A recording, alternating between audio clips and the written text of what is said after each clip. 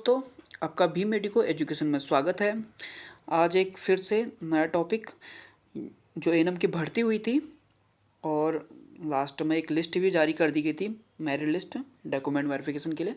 उसमें फिर से कुछ बदलाव आए हैं और ये बदलाव आए हैं, बहुत सारे अभ्यर्थियों ने अपना प्रत्यावेदन करा था, यानी कि शिकायत करी थी आयोग से कि हमने अपने नंबर गलत भरे हैं या हमने अपनी ईयर गलत भरी है। तो इसके बाद आयोग ने एक डिसीज़न लिया और उन्होंने फिर से एक मौका दिया। अब ये मौका किस चीज़ में दिया है ये हम जानेंगे आगे। और आज की ये न्यूज़ है हिंदुस्तान की, तो देखते हैं क्या क्या है। एएनएम भर्ती में 60% आवेदन फॉर्म गलत भरे। तो सबसे बड़ा ये यहाँ पर यह है कि 60% लोगों ने फॉर्म गलत भरे। क्या ये एक बहुत बड़ा नंबर है? क्योंकि 12th पास करने के बाद एएनएम करते हैं, डिप्लोमा करते हैं, उसके बाद छात्र गलत फॉर्म भर रहे हैं। तो एक सोचने वाला चिंतनीय विषय है, क्योंकि या तो छात्रों को फॉर्म समझ में नहीं आया कि नंबर कैसे ऐड करने हैं, या आयोग ने एक की गलती माननी थी तो छात्रों की मान दी। तो सबसे बड़ी बात है कि गलती मानी है। और यहाँ पर मुझे तो लगता है डाटा ऑपरेटर की ज़्यादा गलती होनी चाहिए थी, अगर किसी को गलती माननी है तो। कोई बात नहीं, चलो देखते हैं। आखिरकार छात्रों की एक तरीके से जीती हुई है, क्योंकि उन्होंने मांग उठाई आयोग से कि इसमें बहुत सारी गलतियाँ हुई हैं और आयोग ने माना भी। अब न्यूज़ पढ़ते हैं हम, न्यूज़ क्या क्या है। उत्तराखंड में स्वास्थ्य कार्यकर्ता महिला जो 824 पदों में भर्ती हुई थी और उसमें से 60% लोगों ने गलत फॉर्म भरा है, ये मान लिया। यहाँ पे जो अभ्यर्थी हैं उन्होंने 400 लोगों ने ये बोला है कि हमारे फॉर्म में गलती हुई है और हम क्या करना चाहते हैं, अपने फॉर्म में सुधार करना चाहते हैं। ठीक है, युवाओं को अपने आवेदन पत्रों में सुधार का मौका देने का निर्णय भी ले लिया गया है। उत्तराखंड चिकित्सा चयन आयोग की शनिवार को बोर्ड बैठक हुई थी, जिसमें एएनएम भर्ती के लिए आए आवेदनों की बड़ी संख्या में त्रुटि को लेकर चर्चा की गई। आयोग के परीक्षा नियंत्रक प्रोफेसर विजय जुआल ने बताया कि स्वास्थ्य कार्यकर्ता महिला 824 पदों के लिए राज्य भर से कुल 4,951 अभ्यर्थियों ने आवेदन किया था, जिसमें से 60% लोगों ने गलतियां करी हैं और जिनमें से 400 युवाओं ने बोला है कि हमारे फॉर्म में गलती हुई है, हम उसमें सुधार करना चाहते हैं। ठीक है, और इसमें आयोग ने बोल दिया कि इनका सुधार किया जाएगा। उसके अलावा यहाँ पर अगर एक मौका और दिया जाएगा और इसके बाद कोई मौका नहीं दिया जाएगा, यहाँ पर क्लियर कट कर दिया गया है। अगर हम कुछ पॉइंट की बात करें तो सबसे बड़ा पॉइंट यह है, जो 824 लोगों ने जो पदों के लिए जो आवेदन किया था वो क्या था, 4,951 लोगों ने आवेदन किया गया था। और उनमें से कितने लोगों ने गलत फॉर्म भरा है? 3,000 अभ्यर्थियों ने गलत फॉर्म भरा है, यानी कि 60% अभ्यर्थियों ने गलत फॉर्म भरा है। अब यहाँ पर यह है कि जैसे किसी अभ्यर्थी ने 2 बार फॉर्म भरा है, अब 2 बार फॉर्म भरा है किसी अभ्यर्थी ने, यानी कि 50 अभ्यर्थियों ने अगर 2 बार फॉर्म भरा है, तो यहाँ पर जो संख्या है ये 4,951 है, तो इसकी संख्या और कम हो जाएगी। तो ये लगभग लगभग 4,000 कितनी हो जाएगी, 500 तक हो जाएगी। मतलब एवरेजन मान रहा हूँ मैं, अगर मान लो 50 लोगों ने गलत फॉर्म भरा है तो क्या होगा, इसमें संख्या कम हो जाएगी। उससे क्या होगा, जो वेटिंग लिस्ट में बच्चों का नाम है वो आ सकता है आगे, तो ये बच्चों के लिए एक अच्छी खबर है।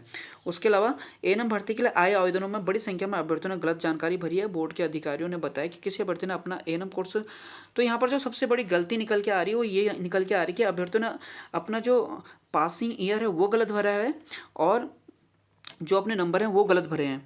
तो यहाँ पर एक क्वेश्चन और उठता है कि जो अभ्यर्थियों ने नंबर भरे हुए हैं वो कुछ समझ के तो भरे होंगे उन्होंने, क्योंकि वो भी एजुकेटेड ही हैं एक तरीके से। तो यहाँ पर उनको एक तरीके से क्लियर करना चाहिए कि नंबर फर्स्ट ईयर के डालने हैं या सेकेंड ईयर के डालने हैं, टोटल डालने किस तरीके से। तो यहाँ पर आयोग को फिर से मेल करनी चाहिए तो कौन से नंबर डालने हैं, क्योंकि अगर अब गलती करेगा कोई तो उसको दूसरा चांस नहीं मिलेगा। ठीक है, अब ये तो अखबार की बात थी। अब नोटिस क्या निकला आयोग का उसको भी पढ़ते हैं।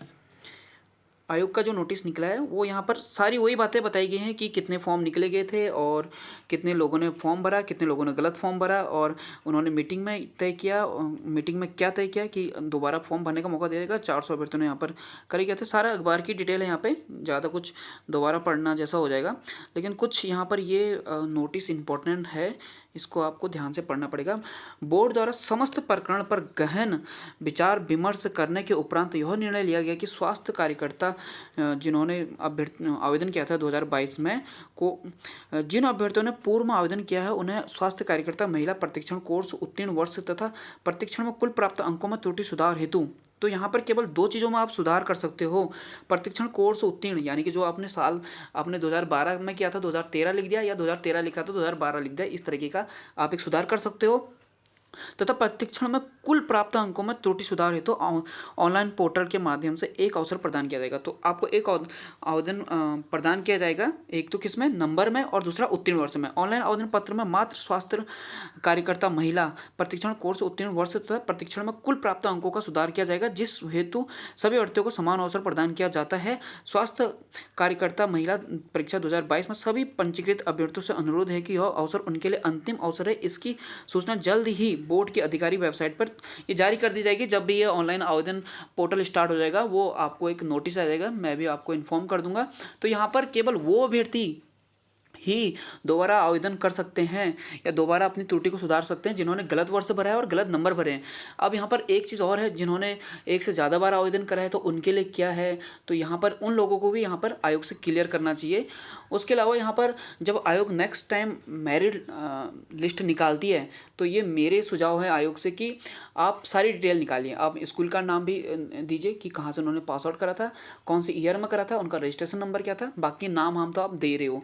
तो ये चीज़ें आपको भी क्लियर करनी चाहिए, ताकि छात्रों में क्या हो, एक संचय ना बने, छात्र भ्रमित ना हो, छात्र आक्रोश ना हो। इससे क्या होगा, आप सब चीज़ें क्लियर कर दोगे तो भ्रष्टाचार खत्म। आप आयोग भी बोल सकता है सब चीज़ें क्लियर कट हैं, छात्र भी अपनी मांग को यहाँ पर उठा नहीं सकते हैं। और दूसरा, इससे बार बार उत्तराखंड में जो ये बार बार होता है, भ्रष्टाचार होता है या फिर पेपर कैंसिल हो जाता है, इससे क्या होता है, स्टेट का नाम भी खराब होता है और हेल्थ मिनिस्टर और इन सब से क्वेश्चन मार्क हो जाते हैं। तो इन चीज़ों से बचने के लिए आयोग को नेक्स्ट टाइम जब भी मेरिट लिस्ट निकालती है, सब चीज़ों को क्लियर कट करना चाहिए। इसी के साथ मेरी बातें यहाँ पर समाप्त हुई। आपका दिन शुभ हो। जय हिंद, जय भारत।